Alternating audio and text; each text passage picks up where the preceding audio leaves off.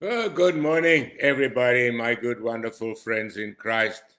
What a joy it is to be with you again this morning in the presence of our glorious Father, our Savior, the Lord Jesus Christ, and the presence of the Holy Spirit, our comforter and guide. What a privilege it is. This morning as I was worshiping God, I again realized, it is not a right, it's a privilege. It's an honor to stand in the presence of God and not only to worship Him, but to call Him your Father.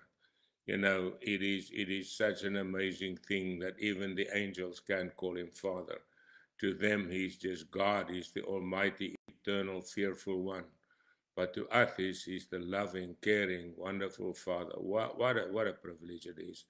The devils flee from Him, the angels bow before Him, and yet we can come and we also worship with the angels, yes, but we are still His children. We have a special place in His heart. We have a special place in His kingdom. It's so amazing. It goes beyond understanding, and we don't deserve a thing of it, not a thing. But we have everything in Jesus Christ. And that is why when I sometimes think of these things, it just boggles the mind. And this morning, I was praying and I was wondering what God wants to tell us today for this moment, because He's already spoken to me. And as I read through the Word, I find gems that most people don't read. In my evening reading, I'm in the book of Job. I read the Bible through in the mornings. I start in Matthew, then I go through to Revelation. I start again. And in the Old Testament, I start with Genesis, then I go through, and I'm in the book of Job now. There's so much in the Word, it's amazing. And in Job 5, the Bible says in verse 7, man is born to trouble as the sparks fly upwards. He says, man. And we know if there's someone that could talk about trouble, it was Job. But he said, man is born to trouble and the sparks fly upwards. So when bad things happen to good people, it's not that God doesn't love us and God doesn't care. God loves us and God do care. But God is so amazingly wise and wonderful.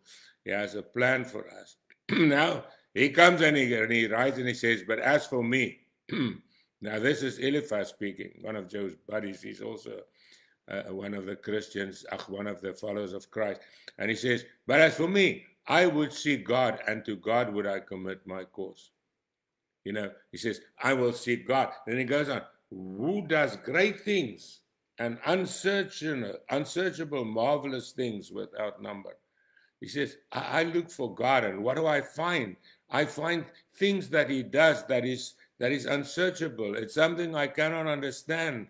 I cannot always, I can expect it, but it just happens. And so it happens that God does such great things, marvelous things without number. Then He says He gives rain on the earth, He sends the waters in the fields, He sets on high those who are low, and those who mourn are lifted to safety. Isn't it wonderful what our God does? He sends waters to the fields, but He also sets on high those who are lowly. And that's so true. If you think how high do we go to the throne of grace. We go to the highest of high places. Paul says we are seated in heavenly places with God. Now, if you think where we come from, I mean, for myself, I come from the dumps. I come from the gutter. I was drunk. I was a drunk on my way to a suicide's grave. I had nothing to boast about. I had nothing to give God. I just was nothing in myself. But you know what? When I met Jesus, He lifted me up. And that's what He says there. He takes those, He sets on high those who are lowly. Yes, God lifts us up. He says, and those who mourn are lifted to safety. In other words, He brings us to a place where when we get into trouble, where He takes care of us. He says, so that their hands can carry out His plans, so that we can carry out the plans of God. He says He catches the wise in their own craftiness, and the counsel of the cunning ones comes to nothing. But now He goes on and He says, behold, happy is the man whom God corrects, and that's something that we all get, right? God takes us to the woodshed. I've been there many times, I know.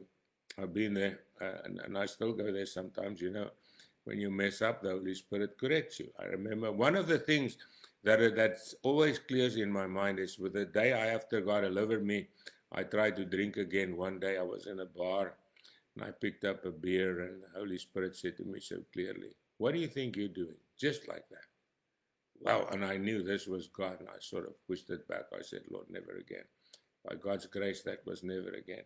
But you see, God corrects us. He says, "What do you think you're doing?" You know, and and so God corrects us, and He says, "Therefore, do not despise the chastening of the Almighty." He says, "Don't worry about if God corrects you. It's a good thing. It's not a bad thing." He says, "Why?" He says, "For He bruises, but He binds up." It happens. He wounds, but He also makes whole. You know, if we read the Bible, even Jesus was wounded, right? But He was made whole. And Peter was corrected. Paul was corrected. So all of us are corrected, right?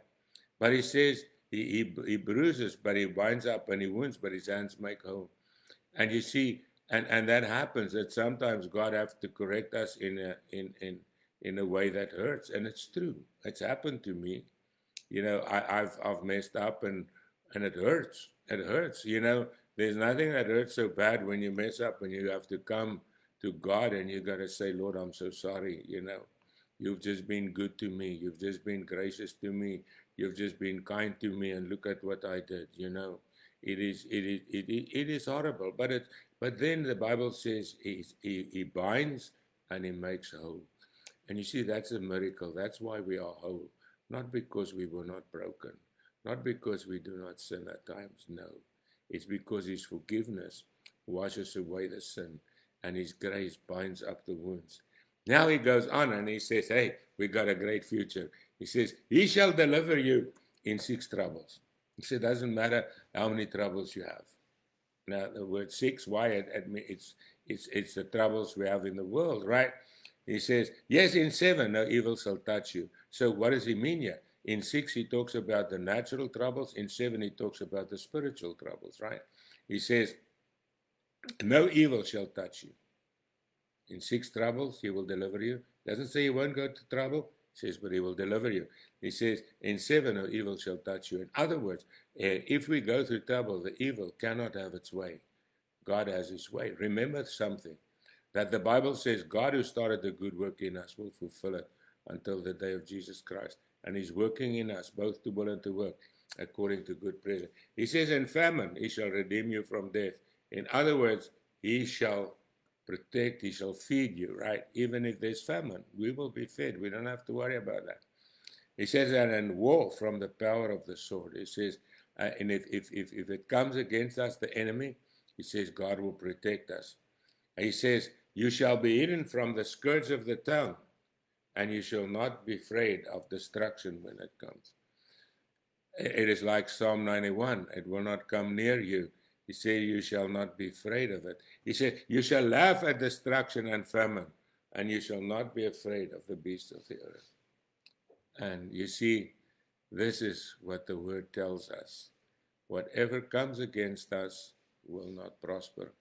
It's like that scripture that says, that every weapon formed against us shall not prosper, and every word that goes against us will be of no avail. You see, my friends, we are in a glorious position.